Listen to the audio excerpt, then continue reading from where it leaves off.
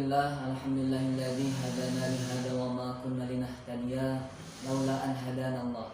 Asyhadu an la ilaha illallah wa asyhadu anna Muhammadan abduhu wa rasuluh. La nabiyya ba'da wa man tabi'ahum bi ihsanin ila yaumiddin. Amma ba'du. Pertama-tama adalah sama-sama kita memanjatkan puja-puji syukur kehadirat ilahi Rabbi Allah Subhanahu wa taala yang telah melimpahkan seluruh nikmat dan juga karunia kepada kita, terutama nikmat iman dan juga nikmat Islam. Berikut nikmat kesehatan, baik itu kesehatan jasmani maupun kesehatan rohani.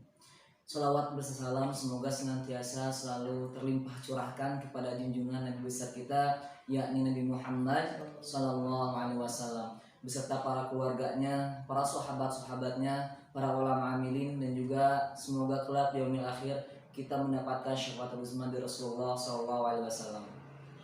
Hadirin rahimakumullah, ada pepatah yang mengatakan bahwasanya jikalau kita ingin melihat keberhasilan suatu kaum atau suatu bangsa, maka kita harus melihat pemudanya terlebih dahulu.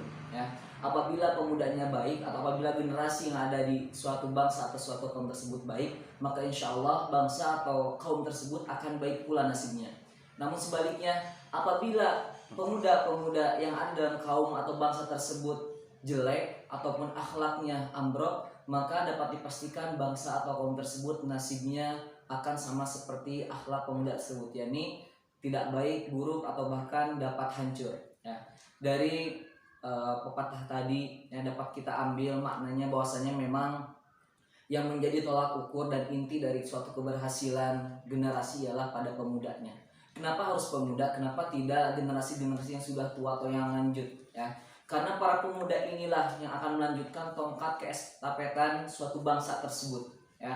Dimana pada kenyataannya sekarang dapat kita lihat ya di negeri kita sendiri ya, para pemuda banyak sekali yang jauh dari ajaran Islam ya.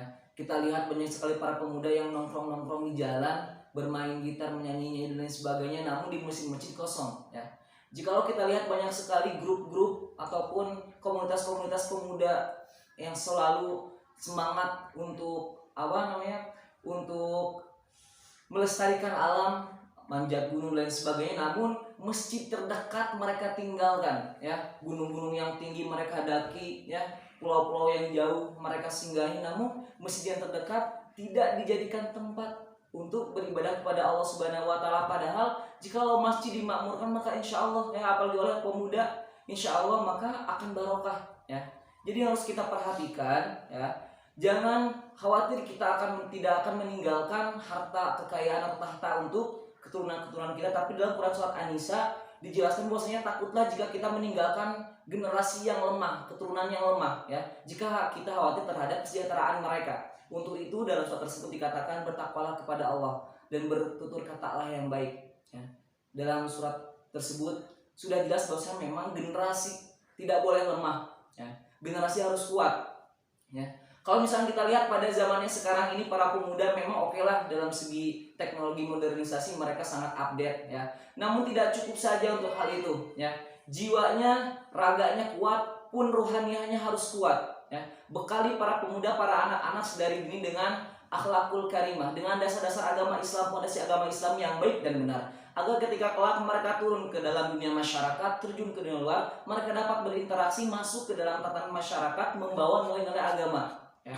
Sudah banyak sekali para pemuda, para generasi yang ahli dalam bidang-bidang sosial, bidang-bidang politik dan lain sebagainya. Ya. Namun tidak banyak dari para generasi ini yang fokus ke dalam bidang untuk berdakwah, ya, berdakwah untuk sesama. Ya.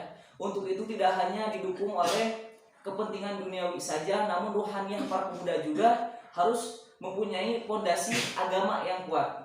Nah, maka daripada itu, apa selanjutnya dikatakan pemuda itu?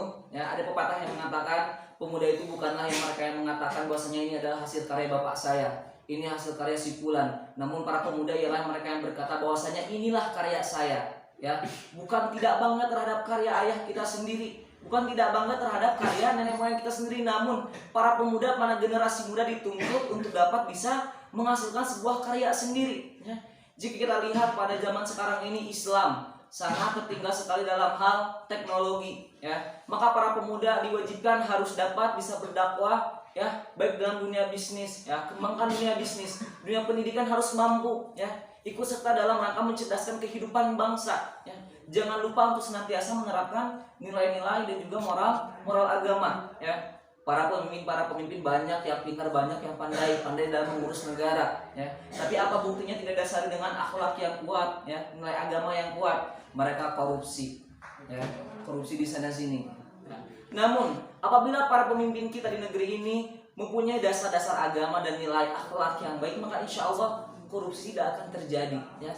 Kesejahteraan akan ada di mana-mana. Ya. Jika kita lihat pendidikan pada sekarang ini, sering terjadi kasus pada anak-anak, bullying, diskriminasi dan lain sebagainya. Dampak apa? Dampak karena dalam dunia pendidikan pun dasar-dasar agama dibelakangkan, dikesampingkan. Sekarang apa dalam dunia pendidikan yang dipentingkan itu ialah yang penting nilai untuk si anak, ya. Tapi dasar-dasar agamanya tidak diterapkan, kejujuran tidak ada, tanggung jawab tidak ada, amanah tidak ada, ya. Bagaimana dalam Islam kita dituntut harus senantiasa toleransi, saling menghargai. Kita harus bisa menerapkan sikap kita kepada orang yang lebih dewasa dari kita, kepada orang yang lebih di bawah usia daripada kita. Untuk itu memang pada saat ini dalam segala bidang apapun itu, nilai dasar-dasar Islam dan juga akhlakul karimah harus nanti diterapkan, terutama untuk para pemuda-pemudi, ya, karena mereka nanti yang akan meneruskan tongkat keestafetan suatu bangsa. Jika bangsa ini akan baik, maka harus dididik para pemuda-pemudinya dengan agama yang baik, didasari dengan nilai-nilai akhlak yang baik, ya. Namun jika negara ini para pemimpin tidak peduli dengan pemuda, dengan kualitas nilai agamanya, maka tunggu saja kehancuran untuk negara ini. Daripada itu, mari sama-sama kita memperbaiki diri kita melihat ke depan dan melihat ke belakang, bagaimana mengaca kepada masa lalu Shalahuddin Al-Ayyubi, ya, yang dapat menaklukkan, ya, menanglah peperangan dalam usia yang sangat muda. Maka daripada itu kita sekarang bergelut dengan teknologi, kuasailah teknologi, ya. Kalau bisa umat Islam yang menguasai teknologi, kita jangan ketinggalan, ya. Untuk itu didiklah para pemuda, para pemudi dalam negeri ini dengan nilai agama yang baik, fondasi akhlak yang baik, maka insya Allah nanti dunianya pun akan menyesuaikan. Ada keseimbangan antara ilmu dunia dan juga ilmu akhirat. Hadirin rahimakumullah, pada kesimpulannya ialah sesuai dengan Quran surat An-Nisa, jangan takut untuk meninggalkan kemiskinan, ya, harta yang tidak banyak, tapi takutlah ketika kita meninggalkan keturunan yang lemah di belakang kita. Untuk itu mari sama-sama kita jadikan para pemuda-pemudi generasi muda ini generasi muda yang sebaik-baiknya, yang dapat melanjutkan generasi kita ke arah yang lebih baik dengan nilai agama dan nilai ilmu dunia yang mulia. Terima kasih. Mudah-mudahan ada manfaatnya. Bila taufiq wal hidayah. Assalamualaikum warahmatullahi wabarakatuh.